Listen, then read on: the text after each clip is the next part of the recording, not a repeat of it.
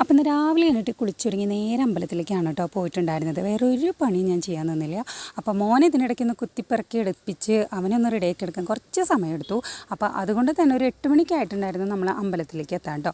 അങ്ങനെ നമ്മൾ വീടിനടുത്തുള്ള ഒരു അമ്പലമാണ്, അവിടെ പോയി തൊഴുതിറങ്ങി വീട്ടിൽ വന്നപ്പോൾ ചേച്ചി എന്നോട് പറഞ്ഞു നമുക്ക് വടക്കുന്നാഥലും പാറമേക്കാവിലും കൂടെ ഒന്ന് പോയാലോന്ന്. അങ്ങനെ നമ്മൾ അവിടെ നിന്ന് ഒരു ഓട്ടോ പിടിച്ച് നേരെ പാറമേക്കാവിൽ വന്നു. അവിടെ നല്ല തിരക്കുണ്ടായിരുന്നു കേട്ടോ. അങ്ങനെ നമ്മളവിടെ ചെരുപ്പൊക്കെ ഊരിയിട്ട്, സത്യത്തിൽ ഞാനിവിടെ വന്ന് തൊഴുന്ന സമയങ്ങളിലൊക്കെ എൻ്റെ ചെരുപ്പ് ഇവിടെ നിന്ന് കാണാണ്ട് പോകാറുണ്ട്. അപ്പോൾ അതുകൊണ്ട് തന്നെ എനിക്ക് ഭയങ്കര പേടിയാണ് കേട്ടോ.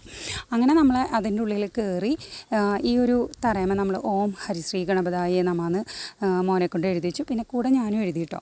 അങ്ങനെ നമ്മൾ അവിടെ വരിയൊക്കെ നിന്നിട്ടാണ് കേട്ടോ തൊഴുതിട്ടുണ്ടായിരുന്നത്. പിന്നെ ഇതൊരു ദേവീക്ഷേത്രം ആയതുകൊണ്ട് തന്നെ ഇന്ന് കുഞ്ഞുങ്ങൾക്ക് ഇവിടെ എഴുത്തിനിരുത്തുന്നുണ്ട് കേട്ടോ. അതെല്ലാ ക്ഷേത്രത്തിലും ഉണ്ട്.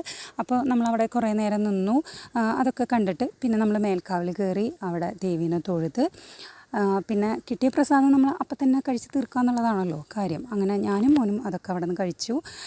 പിന്നെ അവിടെ നിന്ന് തൊഴുതിറങ്ങിയിട്ട് നേരെ നമ്മൾ പോയിട്ടുണ്ടായിരുന്നത് വടക്കുന്നാഥനിലേക്കായിരുന്നു കേട്ടോ. കുറേ നാളെ സത്യത്തിൽ ഞാൻ വടക്കുന്നാഥനിൽ തൊഴാൻ വന്നിട്ട്, അപ്പോൾ എന്തായാലും വന്നതല്ലേ എന്ന് വിചാരിച്ചിട്ട് നമ്മൾ വടക്കുന്നാഥനിലേക്കും കൂടെ പോയി. അപ്പോൾ അവിടെയും നല്ല രീതിക്ക് തിരക്കുണ്ടായിരുന്നു കേട്ടോ. അപ്പോൾ നമ്മൾ എത്തിയത് ഒരു 9:45 സമയമായിട്ടുണ്ടായിരുന്നു. അപ്പോൾ ആ സമയത്ത് നടയടയ്ക്കേണ്ട സമയമാണ്. അപ്പോൾ നമ്മൾ വേഗം കയറി തൊഴുതു. പിന്നെ നല്ല വെയിലായിരുന്നു കേട്ടോ. അങ്ങനെ അവിടെ നിന്ന് തൊഴുതിറങ്ങി. ഇവിടെ ഒരു വ്യാസശില എന്ന് പറഞ്ഞിട്ടുണ്ട്. അത് നമുക്ക് എപ്പോൾ പോയി കഴിഞ്ഞാലും നമുക്ക് ആ ഒരു ഇതിൽ നമുക്കിങ്ങനെ ഓം ഹരിശ്രീ ഗണപതായ നമാന്ന് എഴുതാം.